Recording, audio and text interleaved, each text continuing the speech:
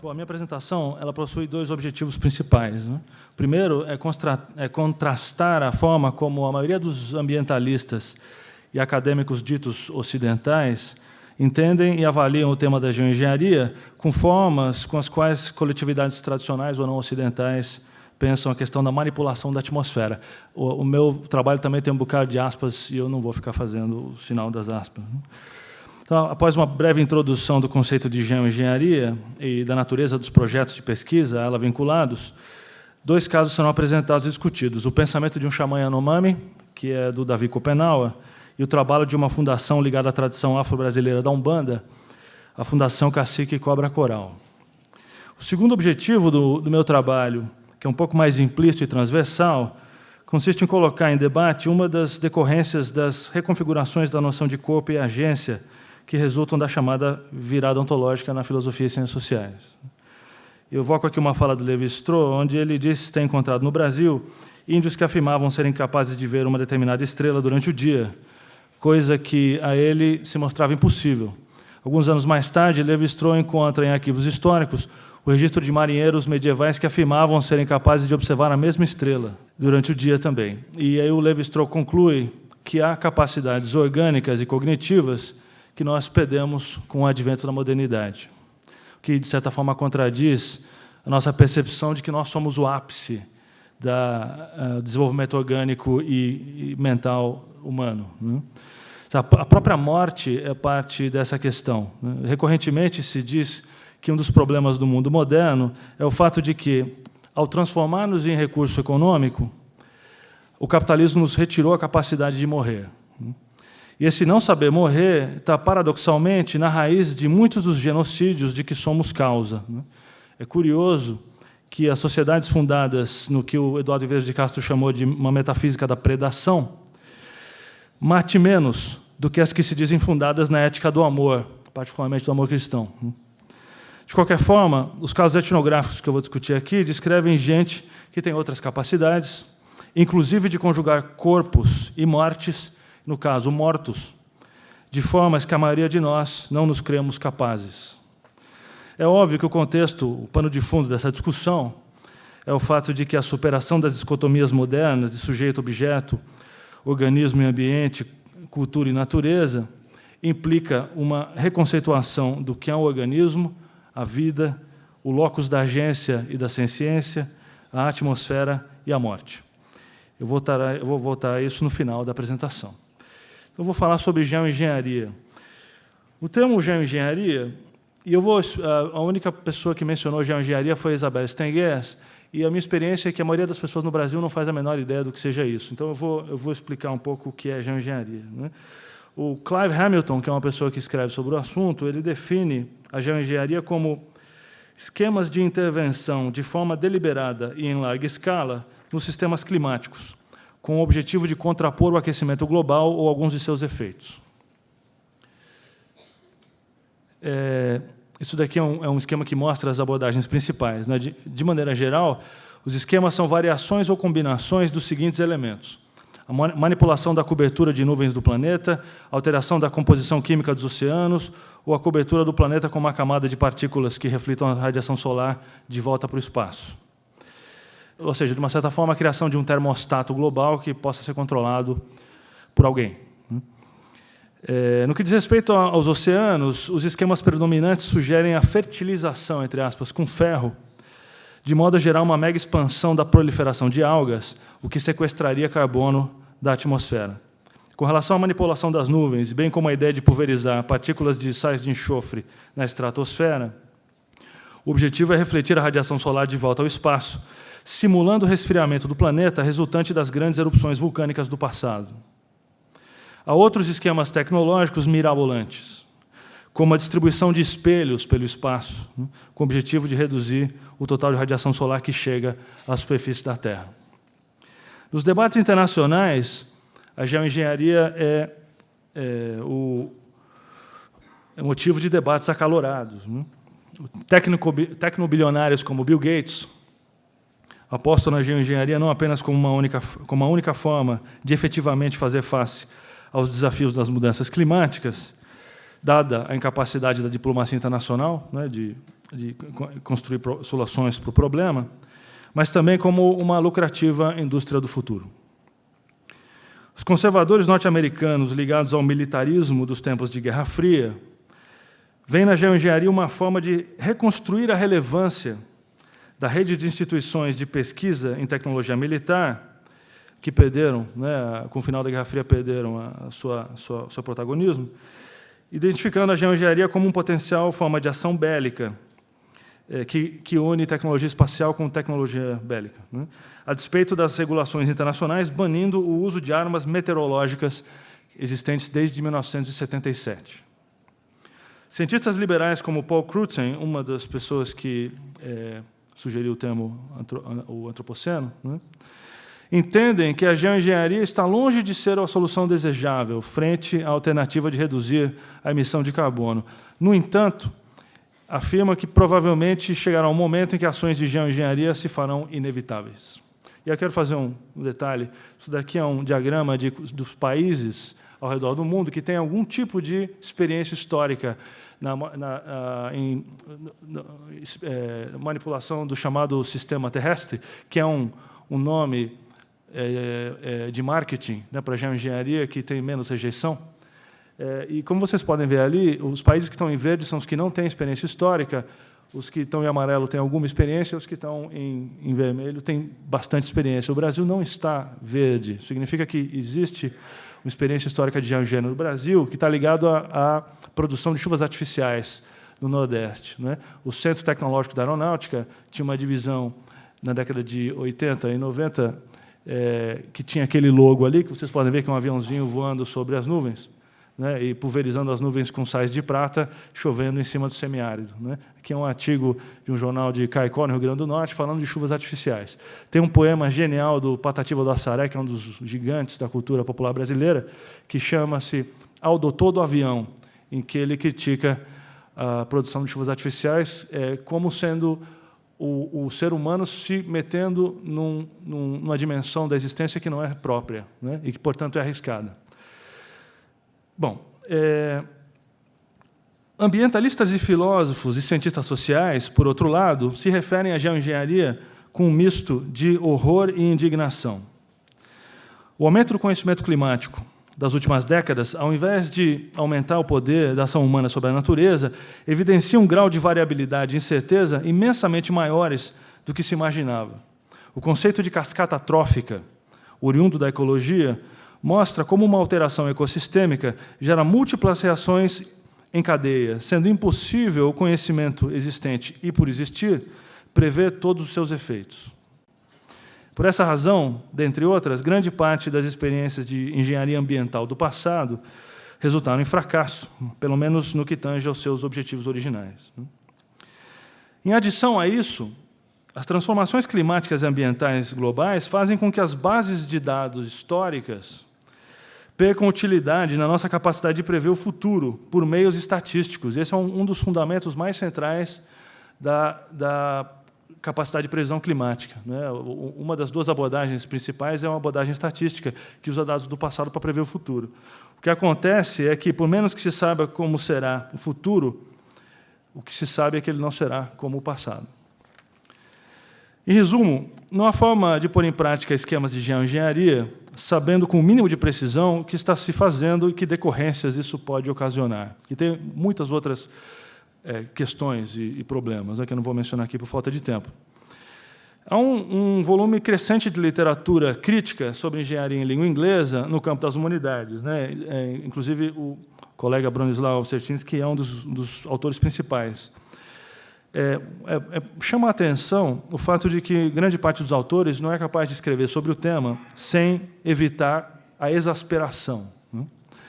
Particularmente no Clive Hamilton, isso é bastante claro, né? A maneira como ele descreve a questão mostra as sociedades ocidentais presas, né, a uma complexa rede de fatores que combina fetichização do crescimento econômico, o hedonismo individualista e materialista e mecanismos psicológicos de cinismo e auto-engano, né, o que em inglês é wishful thinking. De modo que, a despeito do consenso científico crescente sobre o que está em processo na atmosfera, as sociedades do capitalismo central e os Estados Unidos em particular parecem ter resolutamente decidido caminhar em direção ao abismo, esperando que uma solução tecnológica salve a todos no último minuto. Essa exasperação reflete um sentimento de ausência de alternativas, né, a falta de solução. E uma das possíveis causas disso decorre do fato de que o gênero discursivo, ou o jogo de linguagem, ou a metapragmática, né, para usar alguns termos, que regula as relações na divulgação da ciência, no jornalismo científico, e como reação em cadeia, na forma como grande parte dos debates sobre questões ambientais nas arenas públicas do Ocidente se estruturam, em grande medida estão baseados nos mesmos pressupostos ontológicos e epistemológicos do pensamento burguês capitalista que gerou a crise climática. Daí a exasperação. Parece que nada tem eficácia. Não adianta acusar as empresas de petróleo de financiarem o negacionismo, etc., etc. Parece que isso não tem eficácia política nos Estados Unidos, não o suficiente para mudar o jogo. Bom, não há como pensar a geoengenharia sem pensar na cosmopolítica dos desejos a ela associados e seus poderes constitutivos. Isso transcende, de certa forma, o biopoder, a governamentalidade. Daí eu acho que o conceito de geontologia da Povinelli é interessante. Mas o fato é que não é possível pensar a crise existencial atravessada pela humanidade com foco exclusivo nos fatores humanos ou sociais.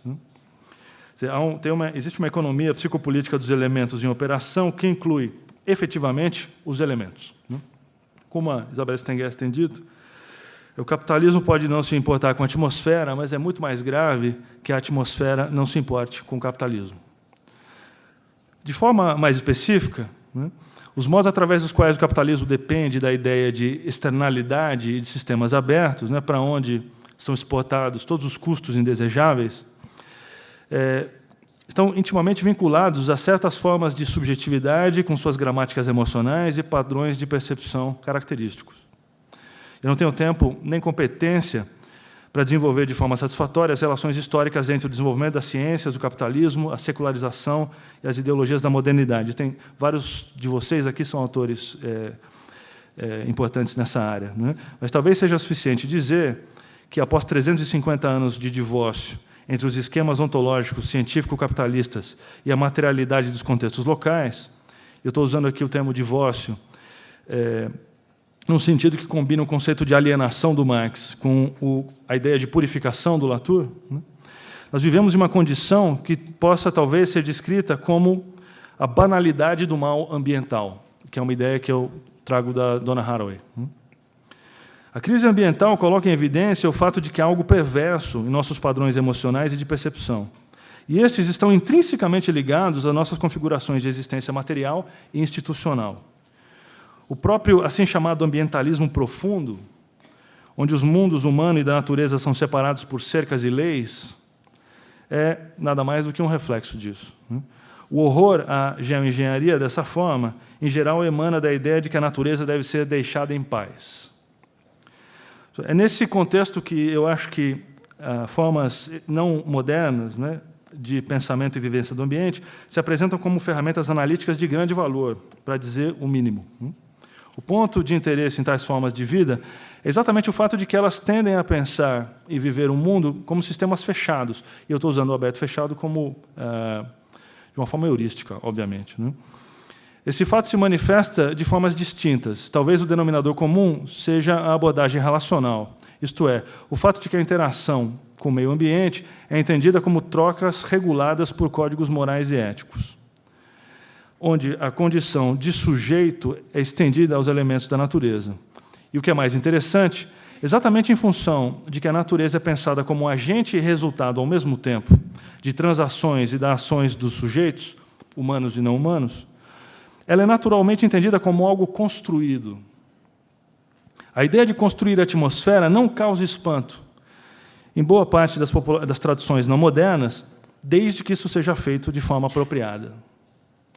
No entanto, o fundamento ontológico animista, em contraposição ao naturalismo da ciência moderna, garante algum grau de equilíbrio entre esse processo de construção e a plenitude dos deveres envolvidos. Então, na próxima sessão, o que eu vou apresentar são dois contextos etnográficos, ontológicos, em que esse tipo de construção da atmosfera se dá. Não é? Um caso particular do pensamento ameríndio, que é tomando como base um livro recente do Davi Copenau Yanomami e do Bruce Albert, e uma pesquisa que eu estou desenvolvendo, que se encontra nos seus estágios iniciais, sobre as atividades da Fundação Cacique Cobra Coral, que é uma instituição ligada à tradição umbandista e que afirma controlar, através de rituais religiosos, os fenômenos atmosféricos. Então, primeiro, as culturas ameríndias. Né? Eu, numa publicação anterior, eu afirmei que o mais antigo e enraizado modelo meteorológico da história humana é provavelmente aquele que diz que choveu demais ou não choveu, ou qualquer variação atmosférica aqui, devido às ações, pecados, crimes, pensamentos, bruxaria de alguém. Esse alguém pode ser nós, o inimigo interno, o inimigo externo. Isso, na verdade, é uma variação do que o Mary Douglas chamou de teoria forense do perigo. A gente pode encontrar variações disso nos textos sagrados das tradições islâmicas, judaica, cristã e etc. Então, para as coletividades animistas, uma variação mais apropriada e complementar a isso talvez seja a seguinte: choveu de forma conveniente a comunidade devido às ações rituais de alguém, no caso, o xamã ou um sacerdote. Então, o que eu gostaria de discutir aqui é a ideia presente em inúmeras tradições culturais que postula que o ambiente não funciona de acordo com mecanismos impessoais como o universo newtoniano, como uma máquina, nem por uma divindade deslocada, mas pela própria coletividade ou por alguém especial em seu meio. O Marshall Sahlins recentemente cita, para pegar um exemplo do outro lado do mundo, um texto do Marcel Granet, em que ele fala da cosmopolítica dos chineses da dinastia Zhou, em que ele diz o seguinte: para que o ano girasse ao redor da cruz simbólica, era necessário o suficiente que o rei, através de suas roupas, sua comida e assim por diante, maravilhosamente manifestasse seu ser em conformidade com o sistema do universo. O inverno era manifestado quando ele usava roupas negras, com pedras negras em seu cinturão, usava cavalos negros, uma carruagem escura, um estandarte negro, quando ele se posicionava no canto noroeste do Salão das Luzes do Palácio Imperial e comia milho e carne de porco. E ele dá outros exemplos. Então, as ações do soberano radiavam da capital às 9 províncias da Confederação Chinesa e era performada pelo rei como um colega dos céus, em cujo nome promulgava o calendário. Então, isso é um exemplo da tradição chinesa. Mas vou voltar aqui para o caso do Davi Yanomami. Os Yanomami são um grupo, um povo indígena que habita o que nós consideramos ser a fronteira do Brasil com a Venezuela.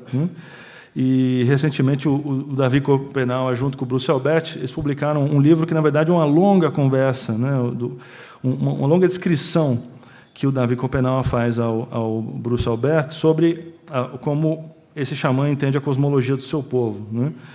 E o que eu quero colocar em evidência aqui são 2 elementos. A primeira é a ideia de que o céu é mantido no seu lugar devido ao trabalho de manutenção constante dos xamãs e dos espíritos aos quais estão associados. E a segunda é que algum desses espíritos incorporam em suas ações e também em sua constituição elementos do universo dos assim chamados brancos, inclusive na forma como gerenciam o céu. De acordo com a narrativa do Davi, Omama é o criador de todas as coisas e os Shapiri são os espíritos associados com o que chamamos de mundo natural: animais, plantas, acidentes geográficos, corpos e eventos astronômicos, estações, estados da atmosfera e assim por diante. De acordo com o livro e também com outros trabalhos ligados à teoria do perspectivismo ameríndio, uma vez que tais seres têm uma essência humana, mesmo que tais espíritos estejam relacionados aos animais, a sua forma espiritual não é necessariamente a forma do animal. Então, o processo através do qual se faz xamã consiste em um árduo treinamento corporal, emocional, psicoquímico e espiritual. No que tange à dimensão espiritual, fazer-se xamã implica em construir uma rede de relações com tais espíritos, os Shapiri, de modo a poder trabalhar com eles em situações específicas. Eu vou citar 2 passagens onde isso se dá no que diz respeito à manutenção do céu. Na primeira, lemos o seguinte, eu cito: no entanto, um dia, em um futuro distante, o céu irá romper-se e nos esmagará. Mas isso não ocorrerá enquanto os xamãs estiverem vivos, para segurá-lo. O céu irá chacoalhar e rugir, mas não irá partir-se. Assim que o céu começa a tremer e ameaça quebrar-se, os xamãs imediatamente enviam seu chapiri para reforçá-lo. Sem isso, ele já teria colapsado há muito tempo.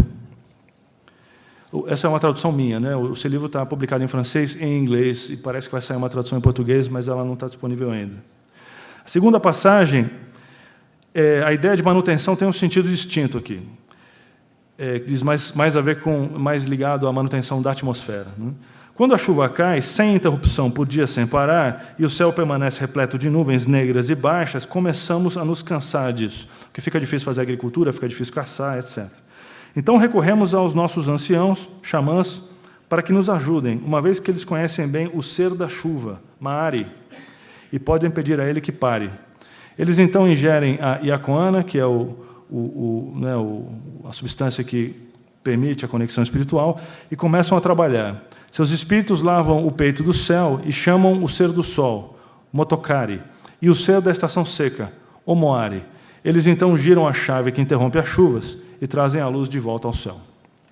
Finalmente, uma terceira passagem, nós lemos que alguns chapiri, como o espírito da preguiça, e não é da preguiça, nosso estilo de preguiça, o animal preguiça, possuem um rifle que obtiveram dos espíritos ancestrais dos brancos. Ele o usa para intimidar os trovões, para que estes se calem, e atiram nos seres do mal e seus cães de caça.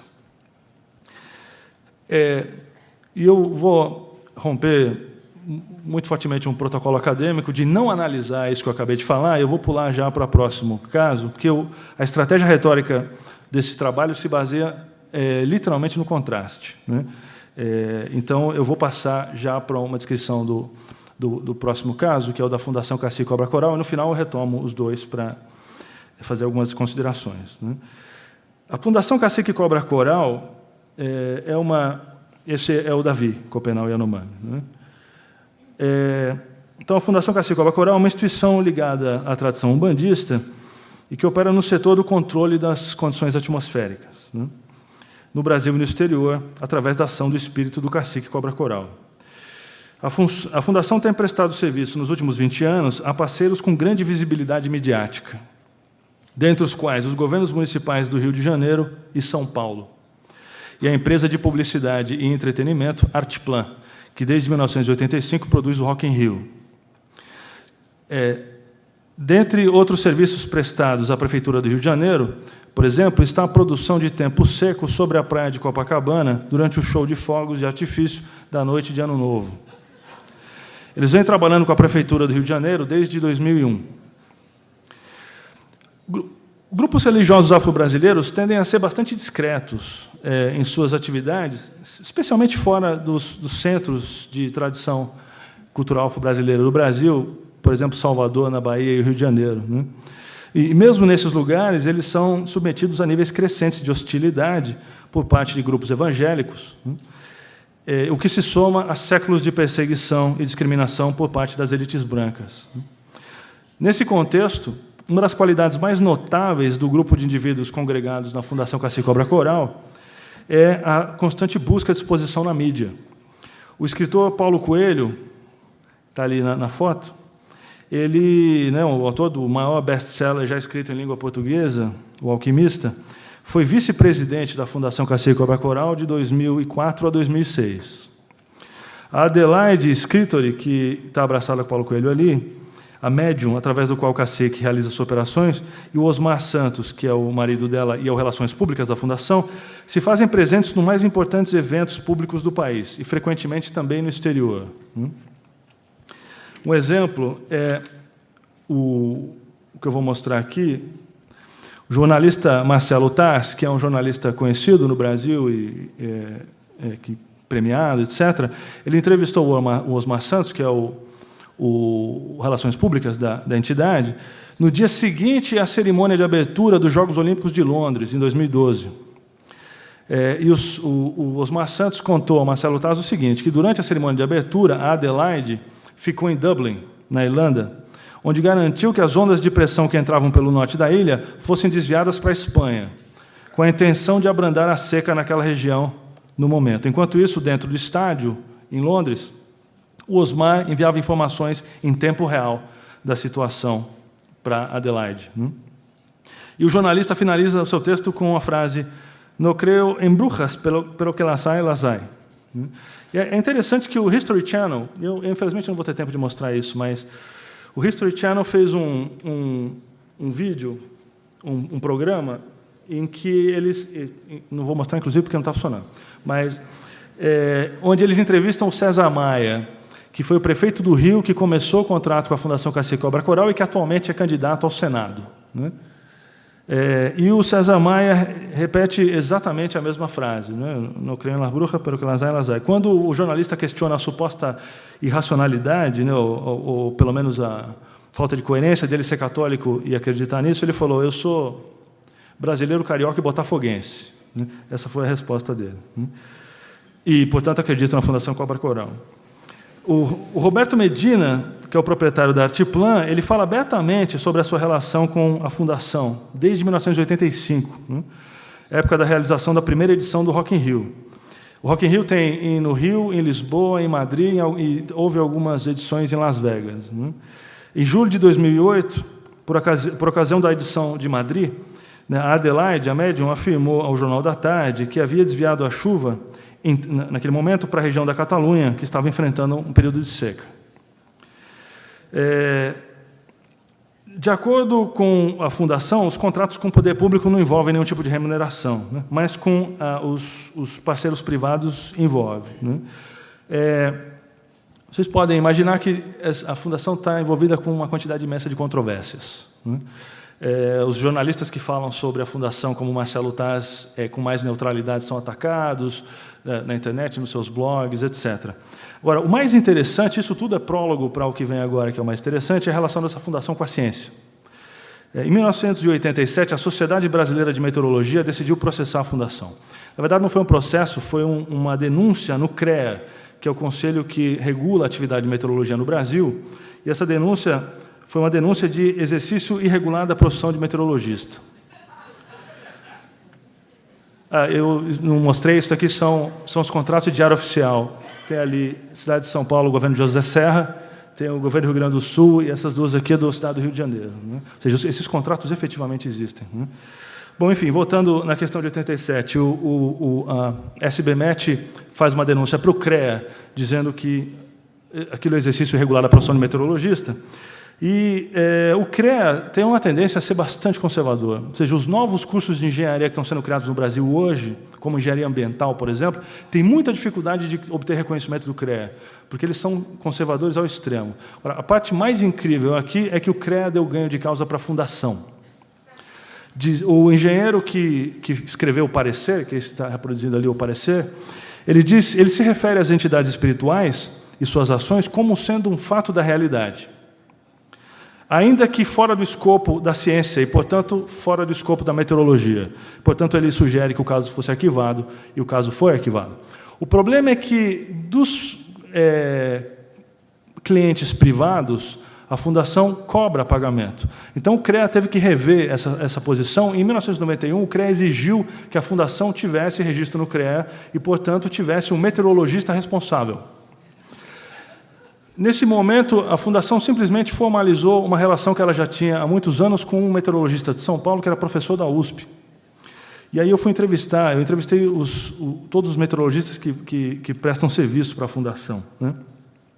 E esse meteorologista disse que, na década de 80, ele era professor em tempo parcial na USP e trabalhava no jornal Estado de São Paulo como meteorologista. Em um determinado momento, toca o telefone, e alguém do outro lado pergunta: o que eu tenho que fazer para parar a frente fria que está vindo da Argentina e que vai entrar no Rio Grande do Sul? E ele responde: eu não sei se você sabe o que a meteorologia faz, mas a gente não para a frente fria.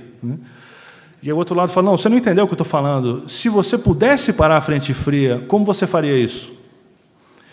E aí a pessoa se apresentou como sendo uma instituição religiosa que tinha a capacidade de fazer isso através de operações espirituais.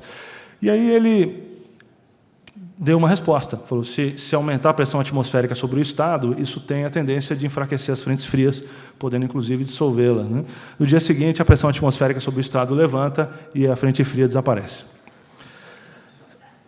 Esse meteorologista, ele já era uma pessoa com bastante experiência. Ele foi o primeiro brasileiro a pisar no Polo Sul. Ele fez mais de uma dúzia de expedições científicas à Antártida. Ou seja, não era uma pessoa sem experiência, né? Mas ele ficou absolutamente impressionado com aquilo ali e ele decidiu seguir a coisa para ver onde levava, né? Onde dava isso. E ele acabou colaborando com a Fundação por 15 anos. Ele se aposentou há alguns anos e foi substituído por um meteorologista mais novo, que é meteorologista, apesar que essa associação eu não posso colocar do jeito que eu vou colocar, a pedido das instituições, né? Ou seja, a USP, obviamente, ficava tremendamente irritada com esse fato. E o meteorologista mais novo, ele é do Centro de Previsão de Tempo e Clima do INPE, em São José dos Campos. E, obviamente, o INPE também fica muito irritado quando isso é mencionado. Então, ele se apresenta como independente, ou como fazendo outra coisa. Mas esse meteorologista é um dos principais especialistas em nuvens do INPE. E eu vou reproduzir aqui um trechinho da entrevista, e já estou acabando, em que eu pergunto se ele tinha testemunhado alguma coisa assim. E ele fala, eu vi isso acontecer. No Rock in Rio, tinha uma baita frente fria encostando, e eles seguraram a frente fria.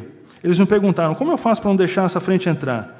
Em primeiro lugar, eu digo, é preciso reforçar o vento de nordeste contra o deslocamento da frente, para segurá-la. Tem que mudar também o cavado de altitude de oeste. E eu perguntei, você fala nessa linguagem com o cacique? Ele falou, não, o cacique entende a língua meteorológica. Depois de 20 anos, o cacique entende. Mas o mais interessante, ele falou o seguinte, essa é a fala do meteorologista, eu sei que você olhava a imagem do radar e dava para ver aquela ilha de tempo seco. E agora eu vou pular para a conclusão. Enfim, eu sei que muitos devem estar esperando, avidamente, que eu dissolva, né, a indigesta força desse material, apresentando algum solvente teórico pós-colonial, ou hermenêutico, ou performático, ou biopolítico, ou que seja. E eu vou pedir paciência para vocês, porque essas dimensões, obviamente, existem, mas eu não estou seguro da conveniência de reduzir tudo ao mínimo denominador teórico comum nesse momento. Eu deixarei isso para textos futuros. O objetivo aqui é contrapor, nesse momento, formas, ainda de forma bastante crua, diferentes atitudes frente à transformação atmosférica. Então, o primeiro ponto e mais óbvio é o fato de que não é a falta de precisão ou de conhecimento que faz da geoengenharia algo perigoso, mas o fato de que, ao contrário do fundamento relacional das abordagens tradicionais, as relações do mundo da técnica ocidental se constroem sobre uma base de cosmopolítica de desejos hipostasiada ao redor de aparatos institucionais dessensibilizantes e subjetividades dessensibilizadas. Na visão Yanomami, e de uma forma um pouco menos explícita, mas também ainda assim presente na visão espiritualista da Fundação Cacicaba Coral, as ações da sociedade capitalista são destrutivas porque são associais, em um universo onde tudo é regulado por relações sociais. A questão que isso nos coloca, então, é como ressocializar o desencantado mundo do materialismo naturalista. E aí eu vejo avanço em diversas áreas acontecendo, né? Reformas legislativas que dão direitos jurídicos a ecossistemas, como no Equador, na Bolívia, a animais, os cetáceos reconhecidos como pessoas não humanas na Índia, os chimpanzés que têm solicitações de habeas corpus no mundo inteiro, né? A intensificação das discussões sobre produção e consumo de carne animal, a popularização de teorias sociais que discutem novas chaves analíticas para o status dos aparatos sociotécnicos, né, como a teoria do ator-rede e o feminismo ciborgue, da Haraway, etc. Ou seja, parece que as armas para a revolução ou já estão disponíveis ou estão em franco desenvolvimento. E o segundo ponto, e eu vou acabar aqui, e ele é mais complexo e talvez mais assustador, é o seguinte, quando a física passa a ser entendida como metafísica, ou seja, quando há um descentramento do uninaturalismo materialista da ciência, como pensar a parafísica? Ou seja, de certa forma, a virada ontológica virou a reflexão teórica para cá. Ou seja, para lugares como o Brasil, onde não apenas jamais fomos modernos, mas de muitas certas formas, jamais deixamos de ser animistas. É mais que isso, né? Em vez de ficção científica, a gente tem realismo mágico, né? Que é um elemento forte da presença do imaginário latino-americano, né? Ou seja, é possível trabalhar com as ideias de um outro mundo é possível, multinaturalismo, anarquia ontológica, e ainda assim permanecer associado a essa tosca concepção de mundo newtoniana, que fundamenta o pensamento antropológico moderno. Ou seja, o que eu estou dizendo aqui é o seguinte, que a física dos antropólogos é tão pobre quanto a antropologia dos físicos. O princípio da simetria sugeriria que, se a gente tem estudos sociais da ciência e tecnologia, a gente precisa urgentemente de estudos físicos das alter-realidades. Ou seja, o caso da Fundação Cacique Cobra Coral é instigante, porque o que temos aí, de certa forma, é uma quebra de etiqueta ontológica. Não há qualquer rejeição à ciência ocidental e à sua base ontológica naturalista, como acontece no debate entre os criacionistas e os evolucionistas, né, que falam línguas tão diferentes que não conseguem se comunicar. Não, aqui não é isso que está acontecendo. O que temos é uma declaração pública nada sutil de que a ontologia naturalista é não mais do que um subconjunto da ontologia do cacique, que deglute a ciência e a transforma em outra coisa, física, midiática, política. Ainda que os meteorologistas entrevistados sejam reticentes com relação a isso, suas mesmas narrativas fazem referência à possibilidade de verificação das ações meteo-espirituais nos equipamentos técnicos. Ao invés de guerra ontológica, o que temos aqui é algo que se assemelha a uma fagocitose metafísica. A grande questão é como tomar isso em consideração na reflexão antropológica. Obrigado.